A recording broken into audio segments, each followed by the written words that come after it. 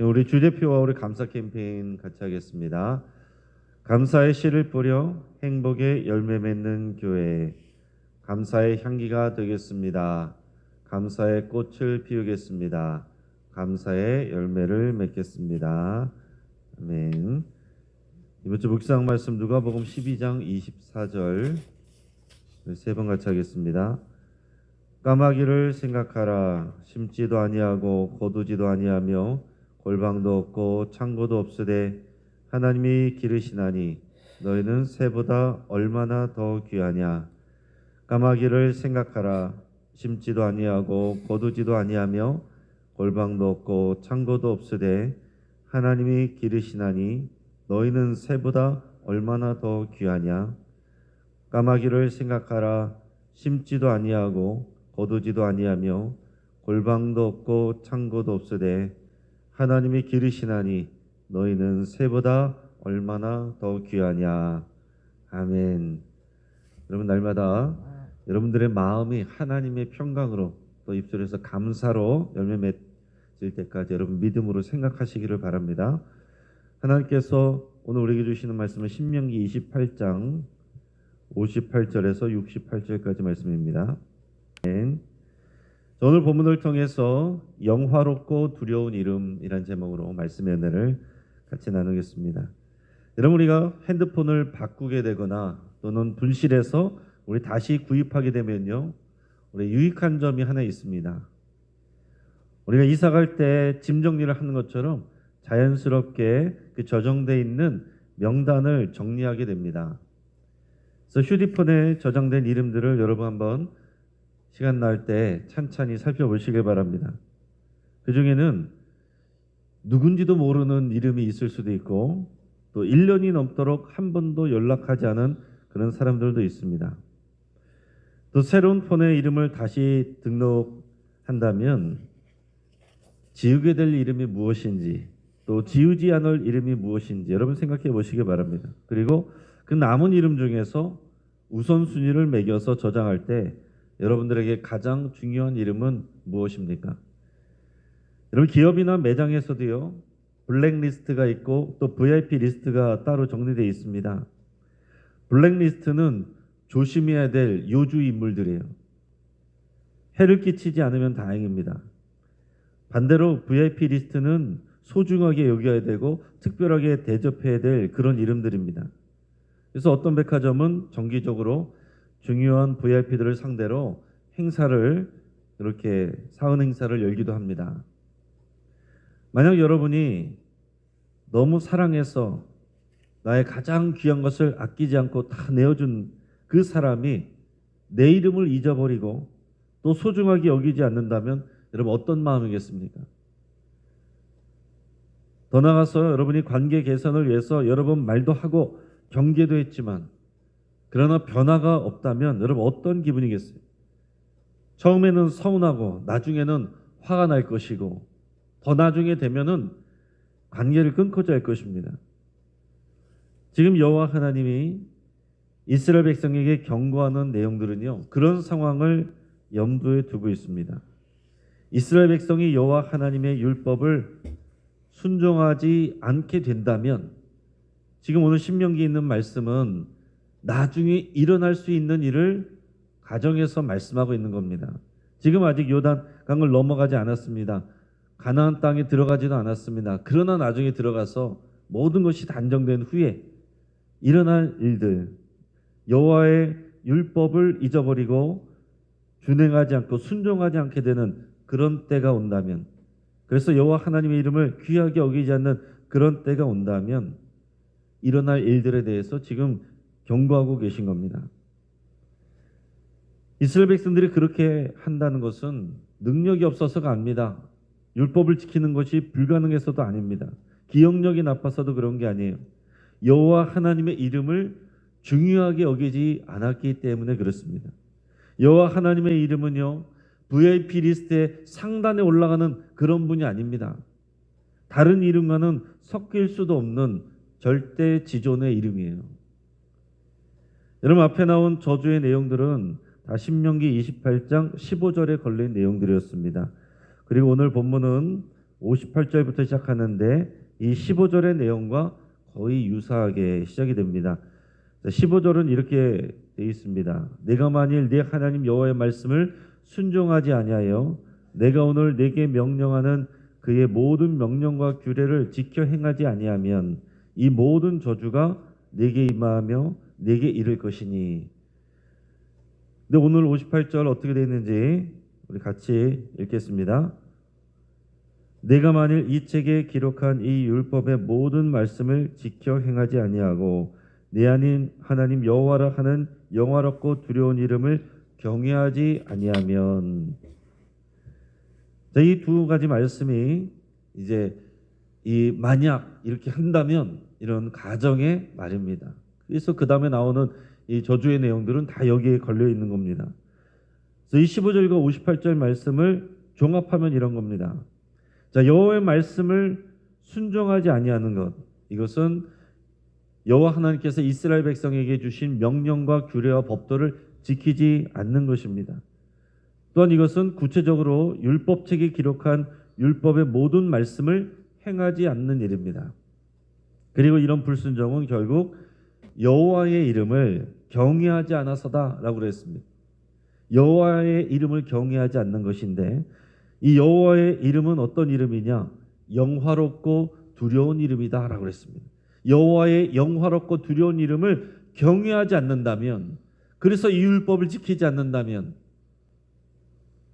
이런 저주가 반드시 따른다라고 말씀을 하는 겁니다.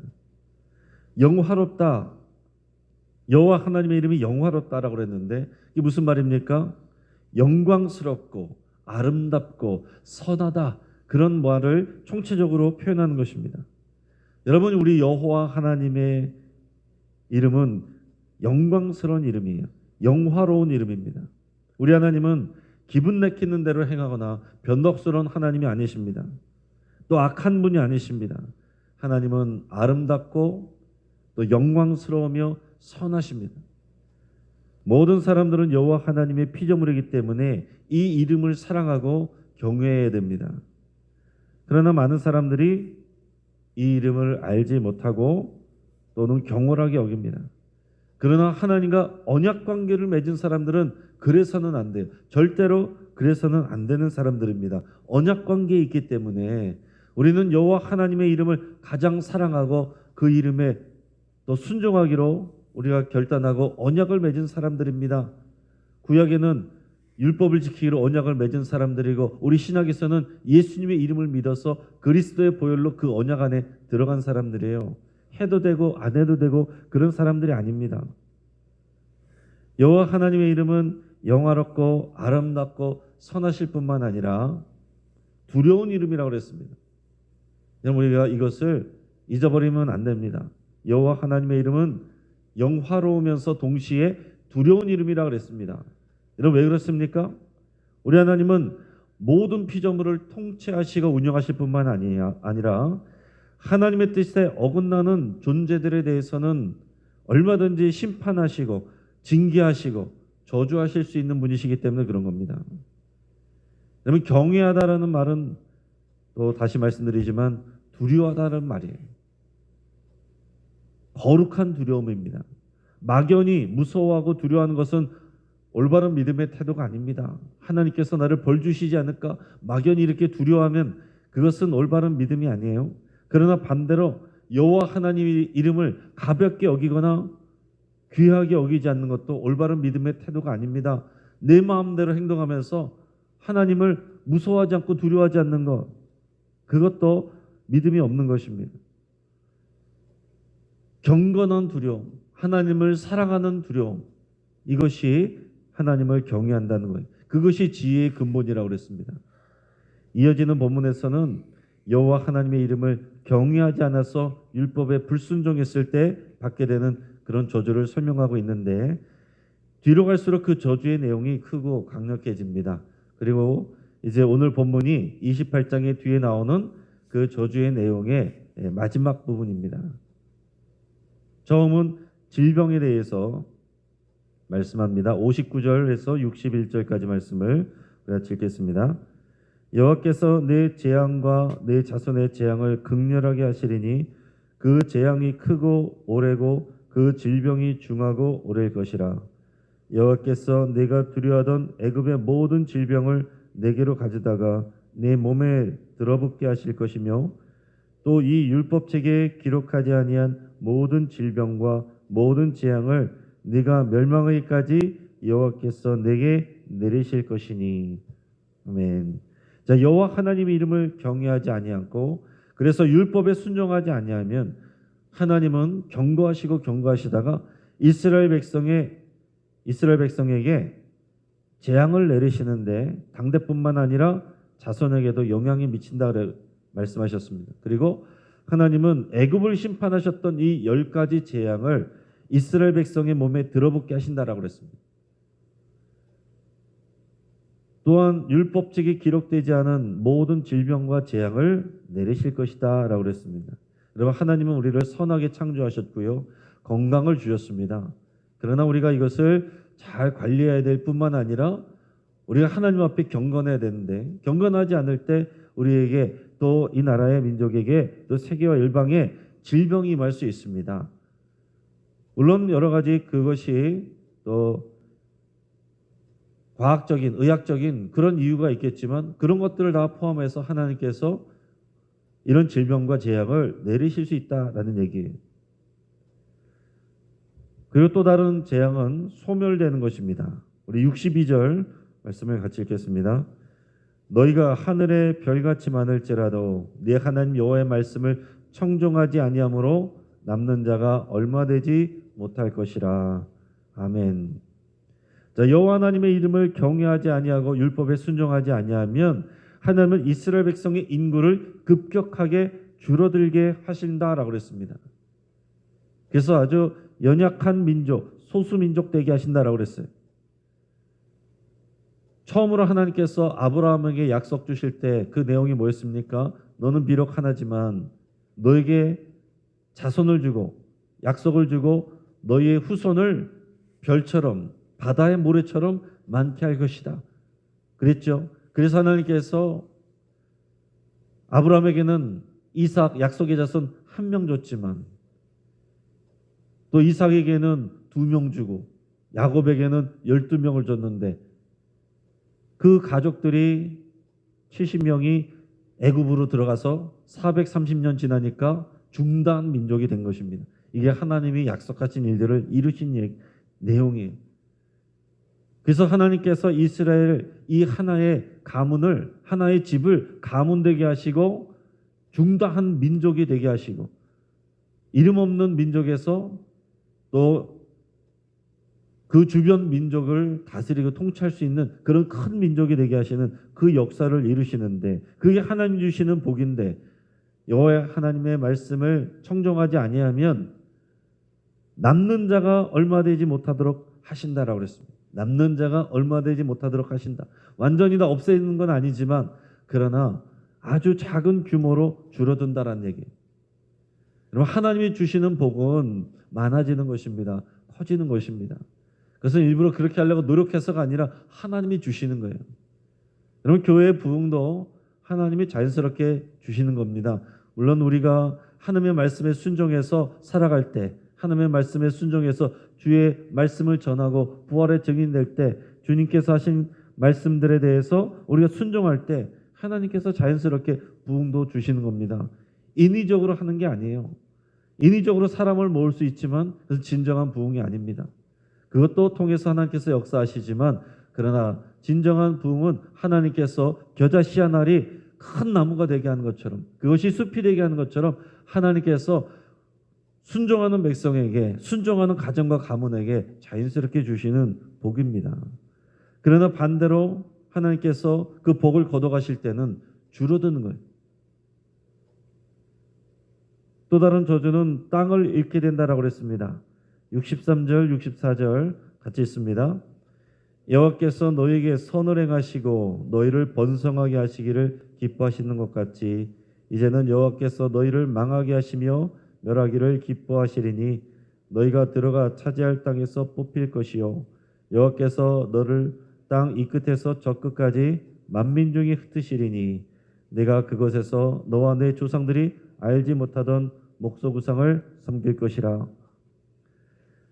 자, 하나님이 아브라함과 그 후손이 이스라엘 민족에게 약속하신 것은 많은 인구와 더불어서 또 하나는 뭐였습니까? 새로운 땅을 주겠다라고 했습니다. 하지만 이스라엘 백성이 하나님께 불순종하면 하나님은 이스라엘을 약속하시고 주신 그 땅에서 뽑아내신다라고 그랬습니다.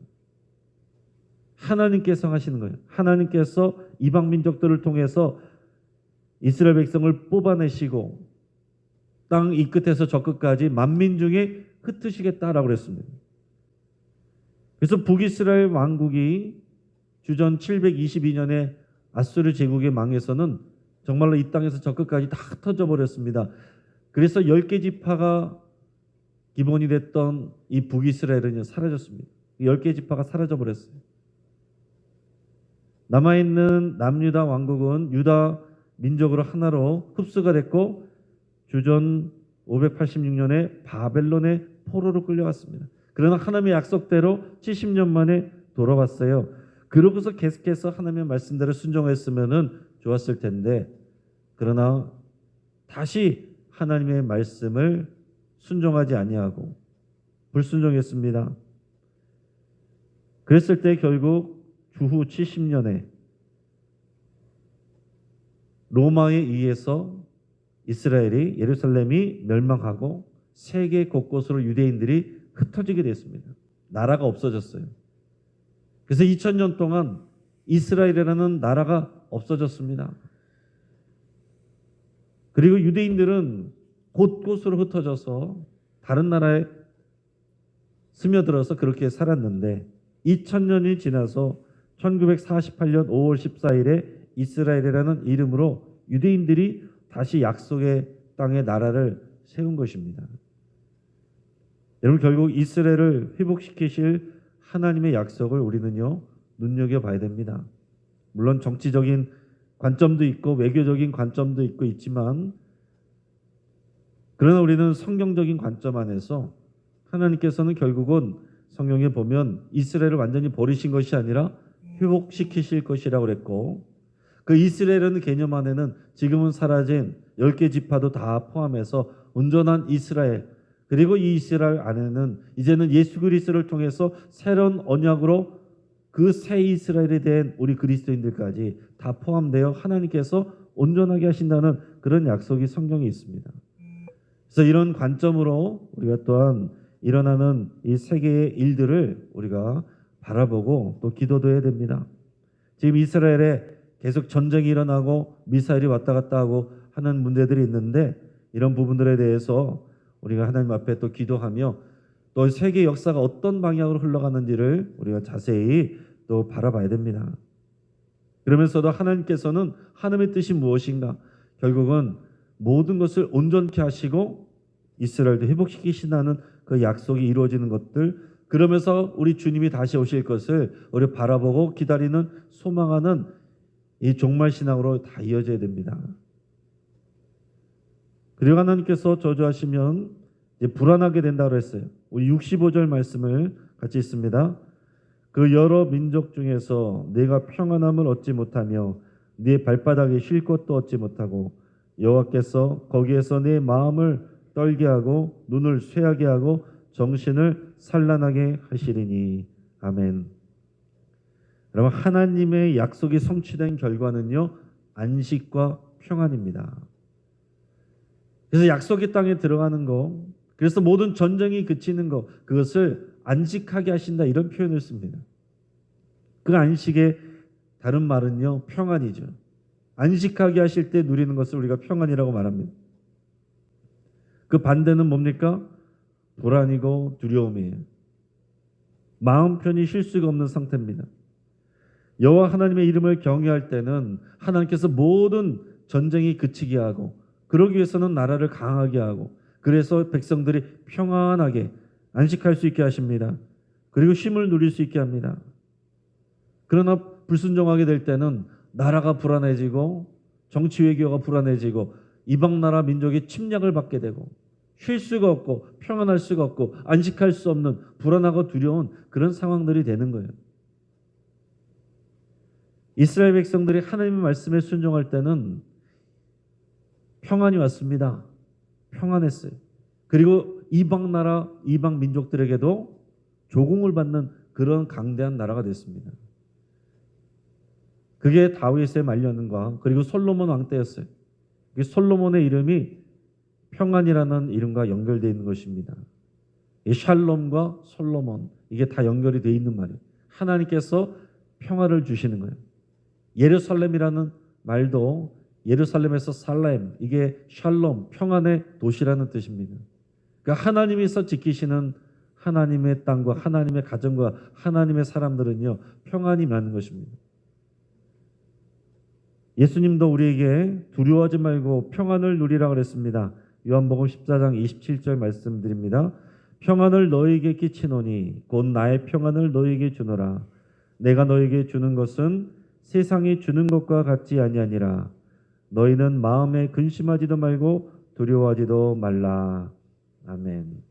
세상이 주는 평안은 상황에 따라 달라집니다. 그러나 여러분, 세상은 계속 흔들립니다. 세상에 여러분의 마음을 두면 흔들릴 수밖에 없어요. 흔들리지 않는 반석 대신 예수 그리스도의 이름 안에 우리가 있을 때에만 흔들리지 않는 그런 평안을 누리는 것입니다. 여러분들 마음에 두려움이 있고 불안이 있고 평안이 없다면 우리 마음의 중심이 어디 있는지 여러분 생각하셔야 되는 거예요. 믿음으로 여러분 항상 생각하셔야 됩니다. 내가 지금 무엇 때문에 불안한가? 무엇 때문에 안식하지 못하는가? 무엇 때문에 내가 평안하지 못하는가? 내가 무엇을 두려워하고 무엇을 염려하고 있는가? 내가 무엇을 소망하고 붙들고 있는가? 그것을 생각하셔야 돼요. 그래서 여러분들이 기도하실 때 세상에 줄 수 없는 하나님의 평강이 찾아올 때까지 기도하셔야 되는 겁니다. 그게 기도의 응답이에요. 열심히 기도하고서 여전히 불안하고 두려워하면 그건 아직 온전한 기도에 이르지 못한 것입니다. 하나님이 응답 주실 때는 우리 마음에 평안이 옵니다. 문제는 해결되지 않았고 상황은 그대로인데 이해할 수 없는 평안이 찾아오면 이게 하나님이 온전한 응답을 주시는 거예요. 그 응답이 올 때까지, 평안이 찾아올 때까지 여러분 기도하시기 바랍니다. 그냥 막연하게 열심히 기도하는 것이 아니라 믿음으로 생각하면서 주의 말씀 붙들고 기도하는 거예요. 그럴 때 하나님이 평강 주십니다. 그 평강은 예수님께서 내가 너에게 준다라고 그랬어요. 나의 평안을 너에게 준다라고 그랬습니다. 그 평안을 여러분 사모하시길 축복합니다. 이제 말씀을 정리합니다. 이스라엘 백성이 저주받게 된 이유는 뭡니까? 여호와의 율법에 불순종한 일이고, 그 이유는 여호와의 영화롭고 두려운 이름을 경외하지 않아서라고 그랬습니다. 지금 우리에게는 예수 그리스도의 이름이 주어져 있어요. 예수 그리스도의 이름을 사랑하는 것이 여호와의 이름을 사랑하는 것입니다. 예수의 이름을 경외하는 것이 여호와 하나님을 경외하는 거예요. 예수님의 이름을 사랑하고 경외하면 그의 말씀에 순종하게 되는 것입니다. 그것이 그리스도 안에 거하는 거예요. 그럴 때에 그리스도의 평안이 우리에게 주어집니다. 우리가 그리스도 안에 거하지 않고 그리스도와 동행하지 않고 그리스도의 말씀에 순종하지 아니하면서 평안만을 구할 때 진정한 평안이 올 수가 없습니다. 그리스도 안에 거하시고 예수님처럼 생각하고 예수님처럼 말하고 예수님처럼 행동하고 선택하며 그리스도께서 주시는 그 평안을 누리시고 그 이름을 사랑하시길 주의 이름으로 축복합니다. 같이 한번 기도하겠습니다. 이런 말씀을 붙잡고 함께 기도할 때에 내가 예수 그리스도의 그 이름이 내 마음의 가장 중요한 보석임을 여러분 고백하시고 사랑한다고 그렇게 기도하시길 바랍니다. 내가 예수님을 사랑하고 경외하며 그의 말씀에 순종하기로 결단할 수 있길 바랍니다. 그것이 여호와 하나님의 영화롭고 두려운 이름을 사랑하고 경외하는 일입니다. 환우들을 위해서 기도하시고 여러분들의 치유를 위해서 함께 기도하기를 바랍니다.